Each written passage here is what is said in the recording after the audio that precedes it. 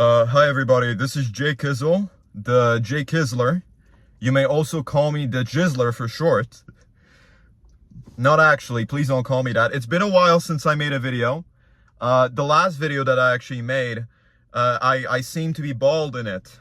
I'm not sure what happened there. Right now I'm not bald, as you can see. I'm sort of rocking the Slim Shady kind of look with the black eyebrows and the blonde hair. I've been experimenting with my hair colors and everything for a while, and I think after doing that for ages, I just sort of realized that the black eyebrows and the blonde hair combo is superior to any other combo. What am I talking about? So, you gotta love it when you click on a YouTube video because you think it's gonna talk about something, and then the guy just starts talking about random shit, right? No. The subject of this video is about the distress, I think, that we faced as a Generation Z. And that distress is only getting to me now because I was out for a run earlier today. And, you know, I was out for a run, and I'm surrounded by boomers. I mean, from all sides, I'm surrounded. It shouldn't be surprising considering I literally live in Southwest Florida, right? So if you live in Southwest Florida, I mean, who are realistically the people that are going to live here? They're going to be retirees from Boston. They're going to be people from like Virginia and North Carolina who are like snowbirds. They're just like, well, it's a little too cold for me there. It's a little too cold. Well, yeah. And now we have what?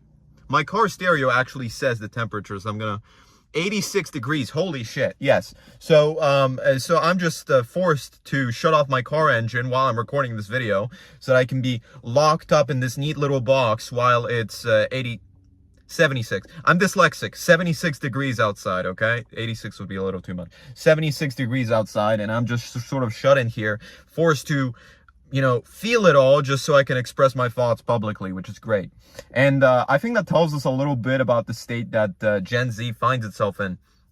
Because, I mean, realistically, how many generations have there been where people were sort of defined during their high school years by a global, what seemingly was a neo-apocalyptic event where everything was shut down and we are forced to not go to school and wear masks after being told that we would have 2 weeks off to prevent the spread of the epidemic, and the epidemic still goes on. It's still a thing that happens. It's still a thing people get, and now we got used to it being like the common cold or the flu just because so many people have gotten it. Fun fact about your boy, I've never gotten COVID. Okay? My immune system is so goated. Okay? I have not gotten the multiple waves of the vaccines or the booster vaccines or anything like that. Okay? I never once contracted COVID. I know for sure that I never once contracted COVID because every single time I bring it up to like my doctor or something, they say something like, well, you may have just contracted it, but you didn't notice and then you never got it again. No, I would have noticed. I would have noticed because I haven't had a sick appointment at the doctor since pre-pandemic 2018. 2018 was the last time I ever had a sick appointment at the doctor's office, okay? If I would have gotten COVID, I probably would have went to the doctor because I'm not stupid, right? So that's number one. Number two is I live with my, this is not a flex, I live with my mom, okay? I'm 21. I live with my mom, right? And my mom got COVID and she took it like really harsh. I mean, she was just like paranoid. I mean, she genuinely thought she was going to die. She was like bedridden and she was like writing her last will on her iPhone notes. She was going through it, okay? She was crashing out. And after she was done with COVID, she decided to order COVID tests, and then she tested me literally once every single week to make sure that I didn't get COVID, and to make sure that I didn't have it. So once every single week, I got tested for COVID. Whenever I would mention having literally any symptoms, like I would just be tired one day, and she would just be like, okay, Jay Kizzle, we need to do the Jizzler, we need to do your COVID test right now. We need to do your COVID test. I'm just like, no, I actually don't need to do it. You need to do COVID. You need to COVID test. So I would be chronically COVID tested, and after a while, she stopped chronically COVID testing me because she discovered, like, wait, this motherfucker is built so differently. His immune system is so powerful that he's genuinely never going to get COVID. He's literally Superman from the self-titled movie Superman, right? So I'm such a moron. No, so she was just like, you don't need to do the COVID test anymore. I'm like, okay, great. And this brings me to my conclusion. My immune system is built different. I never got COVID, but I got to witness all of it. I got to witness everyone around me getting it. I got to witness, the schools and everything shutting down because people were getting COVID and people were afraid of getting COVID and all of that. And after a year and a half, we went back to school wearing masks, and then people stopped wearing masks, and they lifted the mask mandates, and we graduated and it looked like nothing happened. Look, I was in my sophomore year of high school in 2020 when COVID occurred, which was actually the perfect time to do it, because I got my normal first year of high school and I got my normal senior year of high school, and the 2 years in between were sort of a blur where shit was happening. And then what were the effects of COVID on me? I mean, realistically, I went through my freshman year of high school. Shit was normal. I had a group of friends. The friends all left during sophomore year online school during COVID. Junior year, I came back to school and I was incredibly horny. And so right as I was recording that, like a blessing from God, my iPhone 13 just gave me a temperature warning saying, iPhone needs to cool down before you can use it. So I guess filming in 76 degrees Fahrenheit weather while locked up in a cardboard box is not good for you. When was anybody nobody was going to tell me this? Really? I just sort of had to figure out life on myself. Listen, okay, will anybody be upset if I put my car AC a little bit up, where you can sort of hear it but not really? Is that fine? Before I get to my point. Okay. Anyways, yeah, perfect way to do it. Freshman year, got it. Senior year, got it. Junior year, I fumbled like 2 or 3 different girls. Okay, one of them was a brutally cringe memory of getting shut down, which I absolutely deserved.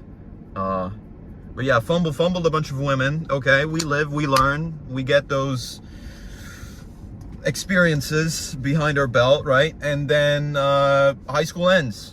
And I come out of the other end of it, and I'm not necessarily like Gerber Johnsoning it, where I'm just like, oh, I'm a sad shut cell. I'm a sad sub 5 shut cell, and I'm sitting in my parents' room, and I don't know what I'm doing. I'm not gonna hate on the guy, but it's just like I used to watch his videos, and that's what half of them would be. Just like, oh, I'm a sub 5 incel chud, and I don't have anything to do. I have no community. While he was building a community. It just, I don't know, it strikes me the wrong way. He's a really funny guy though. The little raps at the beginning of the videos were fun. But no, it's just like, I didn't come out that end. I instantly went off to college. I instantly started, traveling around the world, doing all kinds of random shit. Really, that is my resting position. Whenever I become lonely, whenever I become bored, whenever I feel like I have no movement in my life, I literally just start doing things for the sake of doing things. I mean, back to the basics. Why do you think I went for a run this morning? Well, I didn't like sitting on my couch. I mean, I gotta be in good physical shape. That's part of it. But do you think I'm really thinking that far ahead? Not really. I just don't want to sit around doing nothing. I need a planned schedule. I need something. It's real ENTJ hours up in here, okay? So no, I didn't come out of high school being just like, oh, well, I'm a boring loser who has nothing to do these days, right? No, I came out of it and I still started doing shit. But I think I noticed that the way that people communicate with one another after COVID is much worse. Much worse. Horrible. I talk to my friends and they're like telling me about their dating lives and about, not necessarily my friends who are in relationships, but my friends who aren't in relationships. They're like telling me like, I have a friend and he's like telling me about the girls that he had like as talking stages, and it's all just like, this is the worst shit I've ever, literally the most brutal shit I've ever heard. I'm just like, dude, honestly, if it was me, I would have just thrown myself into the river. And I would have grown wings and flown myself so far up into the air like a bird, far above the clouds, and descended and accepted the fall, and that I was done, and that I would no longer be resuming human contact with anybody. I mean, if you're gonna tell me some shit like, you know, it's some guy talking to some girl for like over a year, and then he finds out it was a man or something, like a 40-year-old man. I mean, just an example, not literally one of the situations I've heard, pretty damn close to it, but not literally yet. I mean, you just gotta think to yourself that there's something brutally and realistically wrong with the world, and not in the we don't have community way.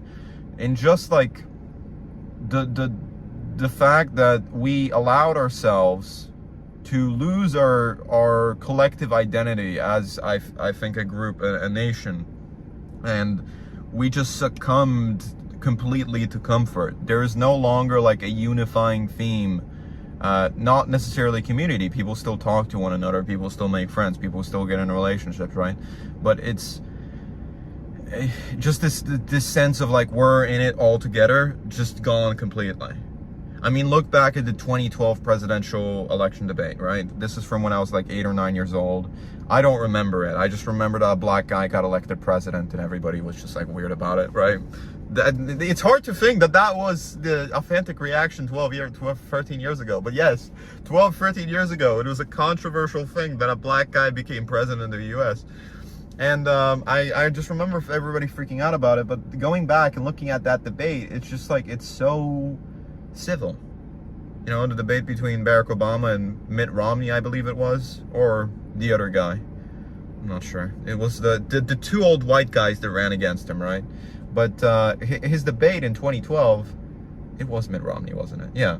His debate in 2012 against that guy, and you know, they're just having this sort of civil discussion where they're just like, we agree on many things, but we also disagree on many things.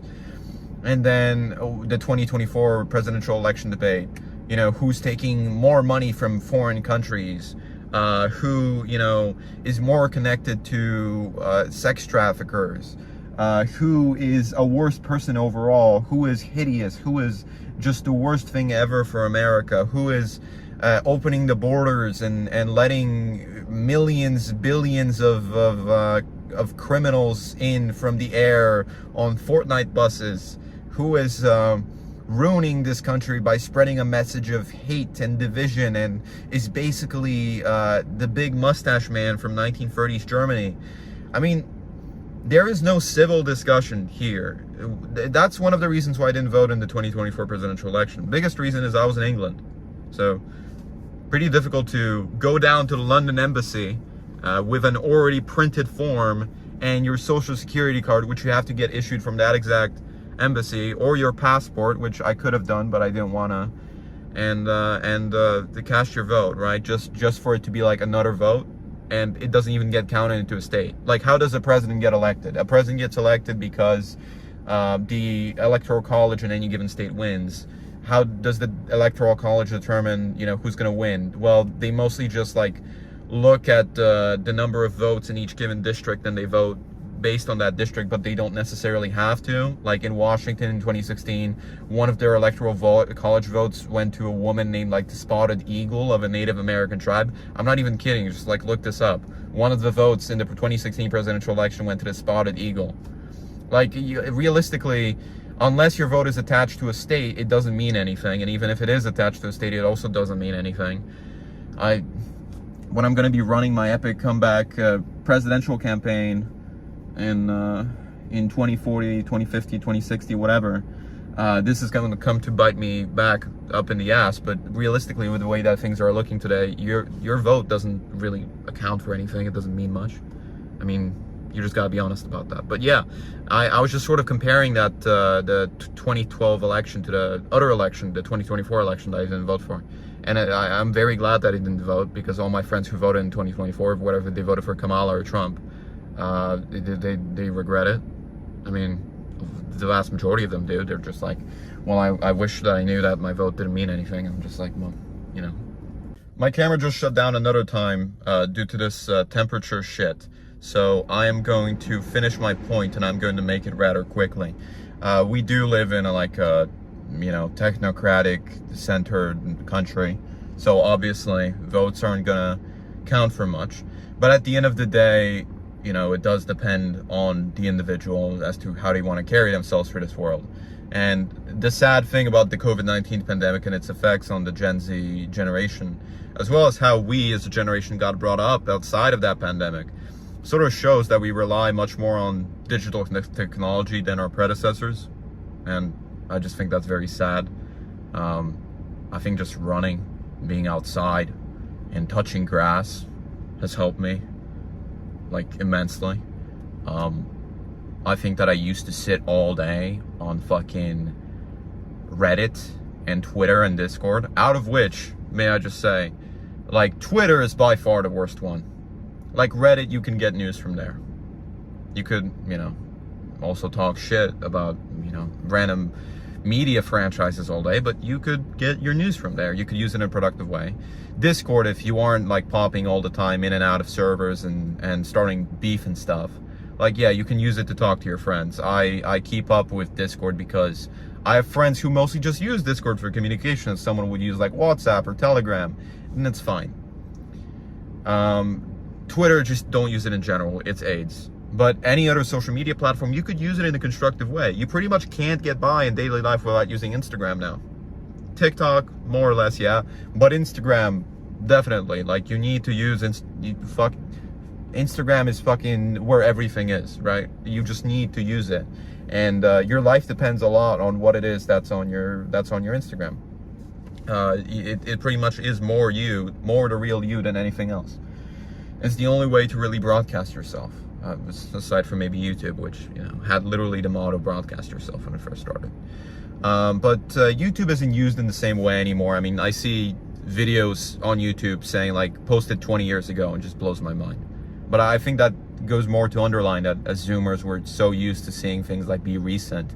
And now as we're aging and as, the recent past is now the distant past, and as the recent future now becomes right now, and the distant future becomes the recent future. You get what I'm saying? It just, everything starts to become minimized. Time starts going by faster. And I think it leads us into this false illusion that it's over.